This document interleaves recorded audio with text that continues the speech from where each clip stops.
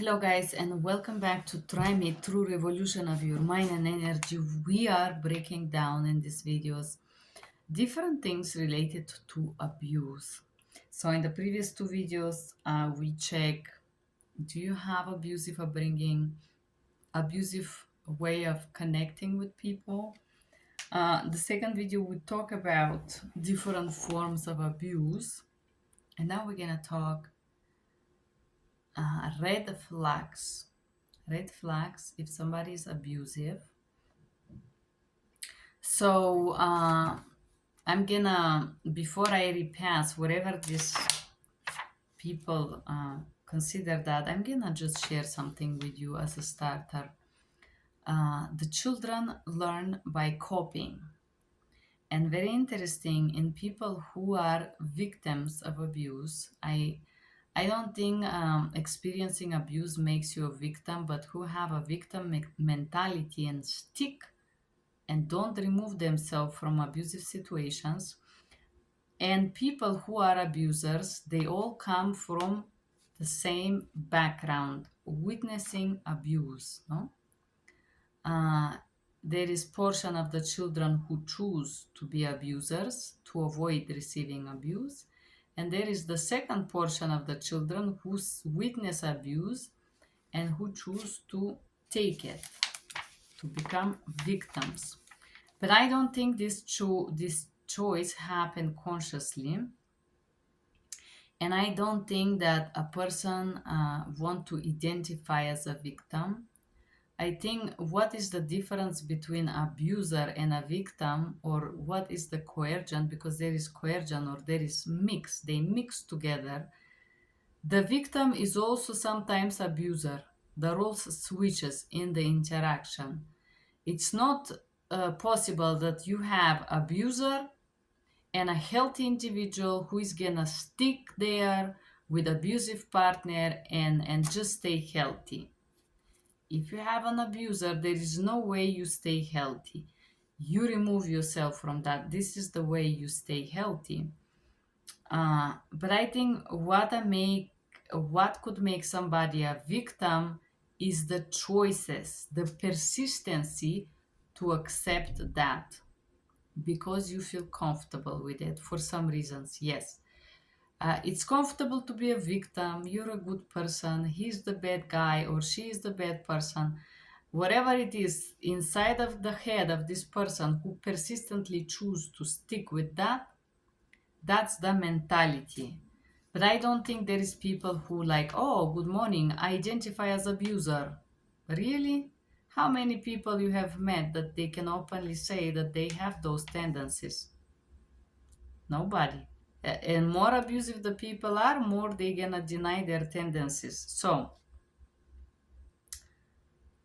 how to identify abuser? They survived psychological or physical abuse. Just because somebody survived this does not mean that they're abuser.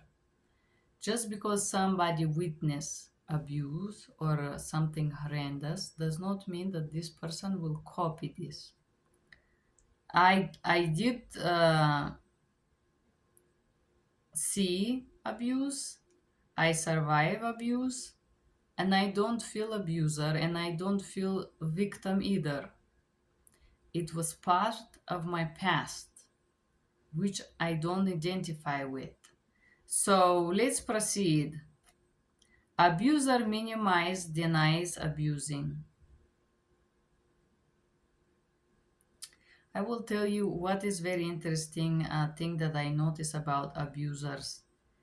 They minimize what they do. They deny what they do. But abusers does not deny the existence of abuse. They can cry, tell you how they were abused, how their parents smashed them or spat them in the face. People who abuse, they usually minimize or deny what they do. That's what I mean here. Abusers need to blame others for problems, situation, whatnot. I noticed that people who are extremely abused, they need to find the guilty one. I don't want to talk about blame, but they look for something called the responsibility transfer. They would find the explanation. For example, your brother lost one goat in the mountain, but it's your fault because you spiritually are something wrong with you. You know, this is my father abuse mentality. So your brother did XYZ, you are responsible because I could feel that in a spiritual way, right? This is, I know it's ridiculous, but this is the line of thinking of my stepfather.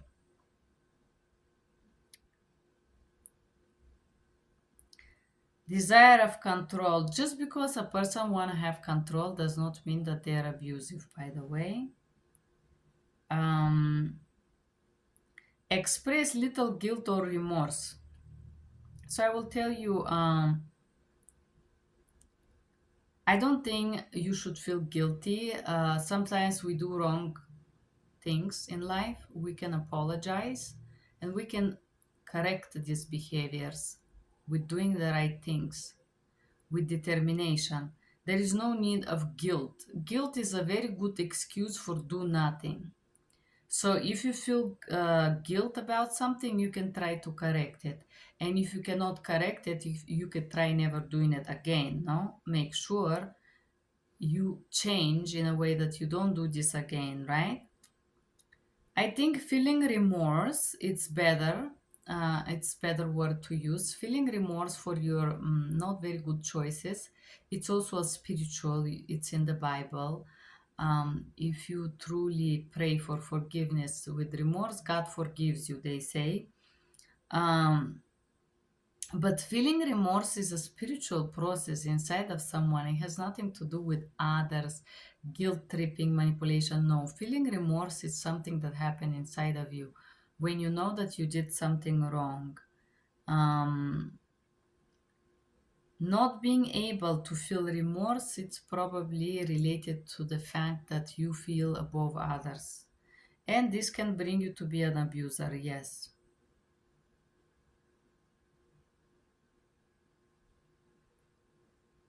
Want to isolate the partner. I don't know about that, but that's what they say here. Abuser desire control and desires to be right.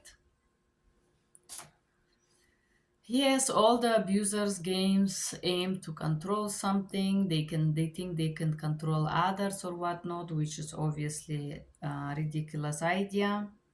We don't even have control over ourselves. It's difficult to control others. But usually, abusive people have no control. They are absolutely out.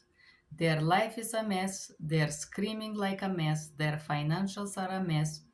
And all their energy is focused to blame it on someone else. So, the control is a big thing for abusive people. Um, a rigid thinking. A rigid thinking is yes, it's my way or no way, of course, or I am the right one, everybody's wrong, all of these things. Limited frustration or tolerance. I would tell you abusive people explode. Um, and they explode for nothing. They simply explode because they need to discharge their anger and aggression. It has nothing to do with who is around. Never feel responsible, never take responsibility or accept consequences of their choices. Abusive people don't feel responsible. They're never, but I would say some of them take some little responsibility sometimes when the lives fake. So when the lives force them, they do take responsibility. Abusive people are just like a damaged animals, you know, jealous. I think abusive people are jealous not because they want to control you with jealousy, but because they're insecure. But that's like a red flag. Um, I would say abusive people have no other means to communicate. They have no problem solution skill. Um, if you think things differently, it's a conflict. So, in their little box, they cannot understand that you're another human. Usually, extremely abusive people want to plasmate copies of themselves and try to fit you and fix you into a box. Um, Aggression. Yes, of course, aggression is part of being abusive, natural. Dual personality or dual personality, I would say double standards. Abusive people have this sweet, kind face that they want to portray in front of someone, and then they are the rage behind closed doors, you know. Um, it says they express hurt through anger. I would say abusive people express everything with anger and abuse because they don't know how else, because they are incapable. This is the truth. Abusive people have little or no ability to empathize, and I would say also sociopaths have no empathy. Um, Correct. Uh,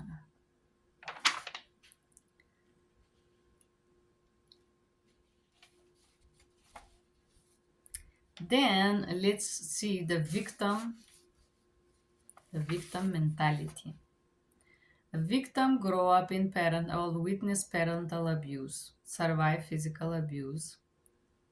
The victim mentality excuse and apologize for partner's behaviors. Not always. Victims sometimes don't excuse, but they feel shame and have the need to explain the partner behaviors. Blame self. I don't think victim wake up and thinks, "Oh, my husband is gonna beat me for lunch is my fault." They are trained. The victims are trained to blame themselves. They worried that the partner will be jealous. They just worried. I think victims are anxious people who does not have clear idea of what love is. So that's part of the worrying. Is it's part of the mentality of being a victim. Victim is isolated. Okay. Emotional distress, depression. You can be depressed without being a victim, you know. But usually, if you are depressed, there must be a reason for that, or if you're sad in general. Um, a victim believes the partner critics and is self critical. So, victims usually believe that they are not worthy and they're only worthy when other people validate them. So, the victim mentality is not just like, oh, I was a victim here. It's more related to the fact that you can see your own value and self validate only through others. I am valuable only if I marry. I am valuable if a man says so. I am beautiful if a man says so. This type of mentality that you need someone or something else to confirm it.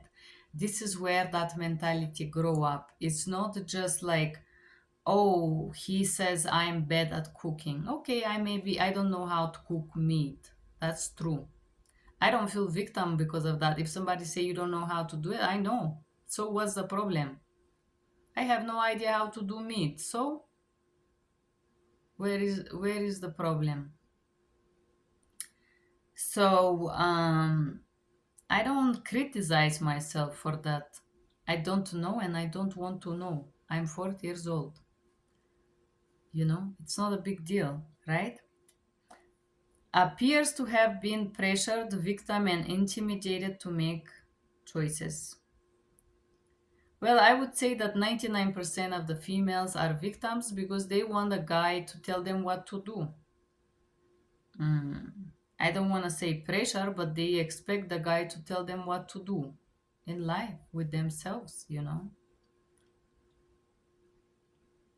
A victim wears inappropriate dress for weather. Nah, I don't know about this. Describes the victim apologize, promise to change when person explosive and violent arguments, aggressions. I think apologizing is not a victim mindset. I think only real confident people can apologize, but it should not be if somebody aggressor you or he's angry. We apologize when we realize that we make mistake or we did something not very kind. No, we want forgiveness.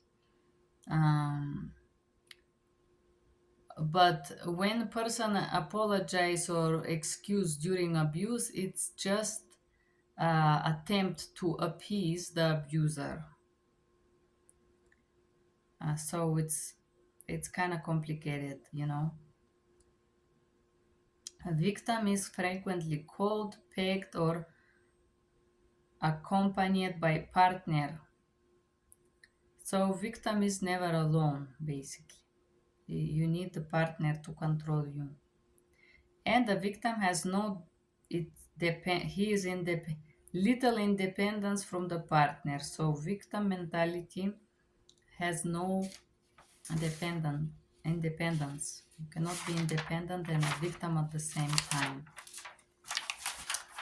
Well, that was about the red flags. Although I would tell you I don't completely agree with all of them. This is how in psychology they describe those. They're interesting. That's the red flags. The first portion of the video was identify abuser.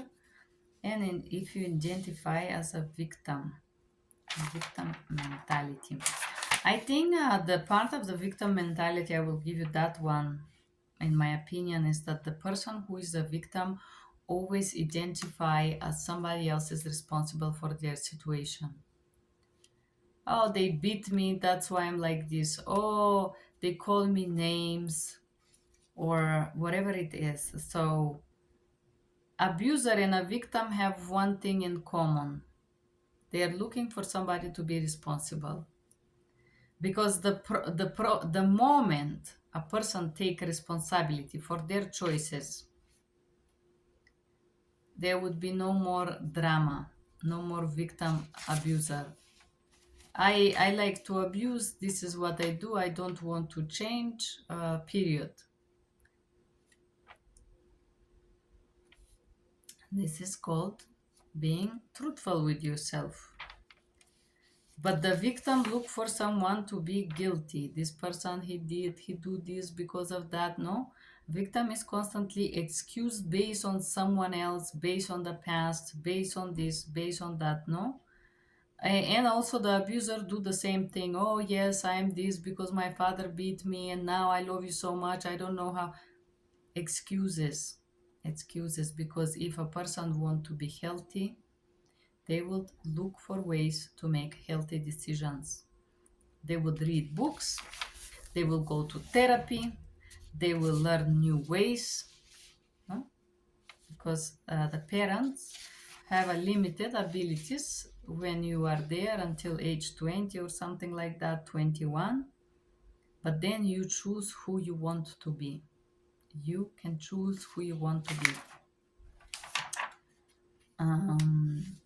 So, and that's about the red flag of abusive people. Thank you guys for being here. Red flags for abuse, red flags for victims. Do you identify as abuser or victim or neither of those as myself? Write me your comments below. Thank you for being here. Have a good day. Bye-bye.